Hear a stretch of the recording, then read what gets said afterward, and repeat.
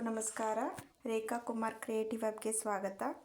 ಇವತ್ತು ನಾನು ಒಂದು ಬರ್ತ್ಡೇ ಫಂಕ್ಷನ್ ಆಗಲಿ ಅಥವಾ ಏನಾದರೂ ಪಾರ್ಟಿ ಆಗಲಿ ಒಂದು 40 ಮೆಂಬರ್ಸ್ಗೆ ಹೇಗೆ ಮಾಡೋದು ಗೀ ರೈಸ್ನ ಅಂತ ಹೇಳ್ತಾ ಇದ್ದೀನಿ. ಇದು ನನ್ನ ಮಗಳು ಬರ್ತ್ಡೇ ಪಾರ್ಟಿನಲ್ಲಿ ಮಾಡಿರೋದು. ಒಂದು 40-45 ಜನ ತಿನ್ನೋ ಥರ ಮಾಡಿರೋದು ಇದು. ನೋಡಿ, ತುಂಬ ಸಿಂಪಲಾಗಿ ಮಾಡಿರೋದು. ಬನ್ನಿ ಇದಕ್ಕೆ ಏನೇನು ಬೇಕು ಅಂತ ನೋಡೋಣ. ಇಲ್ಲಿ ನಾನು 3 ಸ್ಪೂನಷ್ಟು ಸೋಂಪು ಕಾಳು, ಕಸೂರಿ ಮೇಥಿ ಮತ್ತು ಒಂದು 10 ಏಲಕ್ಕಿ, ಚಕ್ಕೆ ಸ್ವಲ್ಪ, ಲವಂಗ ಒಂದು 20 ಮತ್ತು ಮೊಗ್ಗು ಸ್ಟಾರು 2 ಒಂದು 10 ತೊಗೊಂಡಿರೋದು ಮತ್ತು ಎಲೆ. ಮತ್ತು ಇಲ್ಲಿ ಎಲ್ಲನೂ ಸ್ವಲ್ಪ ರುಬ್ಬಿರೋದಿದೆ. ಇದು ಎಲ್ಲನೂ ಗೀ ರೈಸ್ಗೆ ಅಂತ ಅಲ್ಲ, ಚಿಕನ್ ಗ್ರೇವಿ ಮಾಡಿರೋದು ಅದಕ್ಕೂ ರುಬ್ಬಿರೋದು ಒಟ್ಟಿಗೆ ಇದು ತೋರಿಸ್ತಿರೋದು. ಅದು ಚಿಕನ್ ಗ್ರೇವಿನ ನೆಕ್ಸ್ಟ್ ವಿಡಿಯೋದಲ್ಲಿ ನಾನು ಅಪ್ಲೋಡ್ ಮಾಡ್ತೀನಿ. ಇಲ್ಲಿ ಎಷ್ಟೆಷ್ಟು ಹಾಕಬೇಕು ಅಂತ ನಾನು ಅದು ಫ್ರೈ ಮಾಡುವಾಗ ಹೇಳ್ತೀನಿ. ಇಲ್ಲಿ ನೋಡಿ 200 ml ನಂದಿನಿ ತುಪ್ಪ ತೊಗೊಂಡಿರೋದು. ಅದಕ್ಕೆ ಈಗ ಸ್ಟಾರ್ ಹೂವು, ಮೊಗ್ಗು, ಏಲಕ್ಕಿ ಮತ್ತು ಎಲೆ, ಚಕ್ಕೆ, ಲವಂಗ ಇದನ್ನೆಲ್ಲ ಹಾಕ್ತಿರೋದು. ಮತ್ತು ಎಣ್ಣೆ ಸ್ವಲ್ಪ ಒಂದು 200 ml ಎಣ್ಣೆನೂ ಹಾಕ್ಕೊಳ್ಳಿ.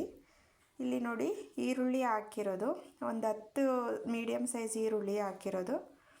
ಅದನ್ನು ಚೆನ್ನಾಗಿ ಹುರ್ಕೊಂಡು ಮತ್ತು ಈಗ 2 ಸೌಟಲ್ಲಿ ಈರುಳ್ಳಿ ರುಬ್ಬಿರೋದಿತ್ತಲ್ಲ ಅದನ್ನು ಹಾಕಿದ್ದೀನಿ. ನೋಡಿ, ಚೆನ್ನಾಗಿ ಫ್ರೈ ಮಾಡ್ಕೋಬೇಕು. ಇಲ್ಲಿ 200 ml ನಂದಿನಿ ತುಪ್ಪ ಮತ್ತು 200-250 ml ಆಯಿಲು ಹಾಕ್ಕೊಳ್ಳಿ. ಇಲ್ಲಿ ನೋಡಿ 100 ಗ್ರಾಮು ಶುಂಠಿ, 150 ಗ್ರಾಮು ಬೆಳ್ಳುಳ್ಳಿ ತೊಗೊಂಡಿರೋದು. ಅದರಲ್ಲಿ 1 ಸ್ಪೂನು 2 ಅರ್ಧ ಸೌಟ್ ಹಾಕಿರೋದು ನೋಡಿ. ಮತ್ತು ಇಲ್ಲಿ ಕಸೂರಿ ಮೇಥಿ ಮತ್ತು ಸೋಂಪು ಕಾಳನ್ನೂ ಹಾಕಿದ್ದೀನಿ.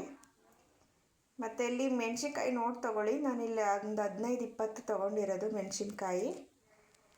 ಜಾಸ್ತಿ ಖಾರ ಇರಲಿಲ್ಲ ಇದು ಮೆಣಸಿನ್ಕಾಯಿ, ಹಂಗಾಗಿ ಒಂದು 20 ಮೆಣಸಿನ್ಕಾಯಿ ಹಾಕಿರೋದು. ಚೆನ್ನಾಗಿ ಹಸಿ ವಾಸನೆ ಹೋಗೋ ತನಕ ಹಾಕ್ಕೊಳ್ಳಿ. ಸ್ವಲ್ಪ ಅರಿಶಿನ ಪುಡಿ ಇದು ಸ್ಕಿಪ್ ಮಾಡಿಕೊಡಿ, ಅರಿಶಿನ ಪುಡಿ ಬೇಡ. ನಾನು ಸ್ವಲ್ಪ ಹಾಕಿದ್ದೀನಿ, ನಿಮ್ಗೆ ಬೇಕಂದರೆ ಹಾಕ್ಕೊಳ್ಳಿ, ಇಲ್ಲ ಸ್ಕಿಪ್ ಮಾಡ್ಕೊಳ್ಳಿ. ಇಲ್ಲಿ 1 ಕಟ್ಟು ಮೆಂತ್ಯ ಸೊಪ್ಪು, 1 ಕಟ್ಟು ಪುದೀನ ಮತ್ತು 1 ಕಟ್ಟು ಸಾಂಬಾರು ಸೊಪ್ಪು ಅಂದರೆ ಕೊತ್ತಂಬರಿ ಸೊಪ್ಪು ಹಾಕಿರೋದು. ನೋಡಿ ಇಷ್ಟು ಹಾಕಿರೋದು. ನಾನಿಲ್ಲಿ 3 ಸೇರು ಅಕ್ಕಿ ತೊಗೊಂಡಿರೋದು. ಸೇರಲ್ಲಿ 3 ಸೇರು. ಅದು ಪಾತ್ರೆ ಇದೆಯಲ್ಲ, ಆ ಪಾತ್ರೆಯಲ್ಲಿ 1.5 ಪಾತ್ರೆ ತೊಗೊಂಡಿರೋದು. ಅದ್ರ ಡಬಲ್ ನೀರು ಹಾಕಿರೋದು ಈಗ ನಾನು ಇಲ್ಲಿ. ಇದು ನೋಡು, ನಮ್ಮ ಹಸ್ಬೆಂಡು ನಮ್ಮ ಅತ್ತೆ ಇಬ್ಬರು ಸಪೋರ್ಟ್ ಮಾಡಿದರು, ನಾನು ವಿಡಿಯೋ ಮಾಡ್ತಾಯಿದ್ದೆ. ಅದ್ರ ಡಬಲ್ಲು ಅದು ನೀರು ಚೆನ್ನಾಗಿ ಕುದ್ದಾದಮೇಲೆ ಅಕ್ಕಿ ಹಾಕ್ತಿರೋದು. ನೀರು ಕುದ್ದಾದ್ಮೇಲೆ ಅಕ್ಕಿ ಹಾಕ್ತಿರೋದು. ನೋಡಿ, ಚೆನ್ನಾಗಿ ಕುದೀತಾ ಇದೆ, ಎಣ್ಣೆ ಎಲ್ಲ ಬಿಟ್ಕೋತಾ ಇದೆ. ಗೀ ರೈಸ್ಗೆ ತುಪ್ಪನೇ ಮೇನು. ಮತ್ತು ರುಚಿಗೆ ತಕ್ಕಷ್ಟು ಉಪ್ಪು ಹಾಕ್ಕೊಳ್ಳಿ. ಜಾಸ್ತಿ ಉಪ್ಪು ಮಾಡ್ಕೋಬೇಡಿ, ಯಾಕೆಂದರೆ ಗ್ರೇವಿಗೂ ಉಪ್ಪು ಹಾಕಿರ್ತೀವಿ. ಸೊ ನೋಡ್ಕೊಂಡು ಹಾಕ್ಕೊಳ್ಳಿ. ಇದೊಂದು 40 ಮೆಂಬರ್ಸಷ್ಟು ಊಟ ಮಾಡ್ಬೋದು. ಚೆನ್ನಾಗಿ ತಳ ಹಿಡ್ಬಿಡುತ್ತೆ. ನೋಡಿಕೊಂಡು ಆಗಾಗ ತಿರುಗಿಸ್ಕೊತಾ ಇರಿ. ನೋಡಿ, ಇದು ಆಲ್ಮೋಸ್ಟು 70-80% ಬೆಂದಿದೆ. ಸ್ವಲ್ಪ ನೀರು ಈ ಥರ ಇದ್ದಾಗಲೇ ಕೆಳಗೆ ಇಳಿಕ್ಬಿಡಿ. ಅದು ಸೀದೋಗೋ ಚಾನ್ಸಸ್ ಇರುತ್ತೆ, ಕೆಳಗಡೆ ತಳ ಹಿಡಿಯೋ ಚಾನ್ಸಸ್ ಇರುತ್ತೆ. ಸೊ ಹಂಗಾಗಿ ನಾವು ದೊಡ್ಡ ಮುದ್ದೆ ಕೋಲ್ನಲ್ಲೇ ತಿರುಗ್ತಾ ಇರೋದು, ಚಿಕ್ಕದ್ರಲ್ಲಿ ಆಗಲ್ಲ ಅಂತ. ಈಗ ನೋಡಿ ಎಷ್ಟು ಪರ್ಫೆಕ್ಟಾಗಿ ಬಂದಿದೆ.